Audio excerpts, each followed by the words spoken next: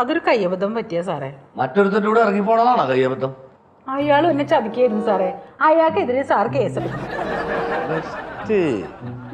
വേറൊരുത്തൻ്റെ കൂടെ ഇറങ്ങിപ്പോയിട്ട് വീട്ടിൽ കയറ്റാത്തതിന് ഭർത്താവിനെതിരെ കേസ്, കാമുകൻ സ്വീകരിക്കാത്തതിന് കാമുകനെതിരെ കേസ്. നിങ്ങളാള് കൊള്ളാലോ പെണ്ണുപിള്ളേ.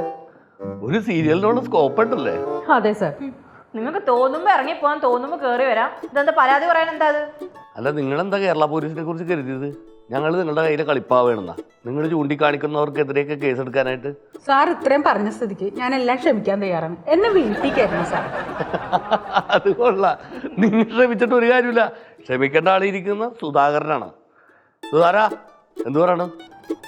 സാർ എന്തൊക്കെ പറഞ്ഞാൽ ശരി, ഞാനുള്ള വീട്ടിൽ കാണാൻ പ്രശ്നമില്ല സാറേ. വീട്ടിൽ കയറ്റുന്ന ആരും അവിടെ വെക്കട്ടെ. നീ ആരുടെ കൂടെ പോയത്? അത്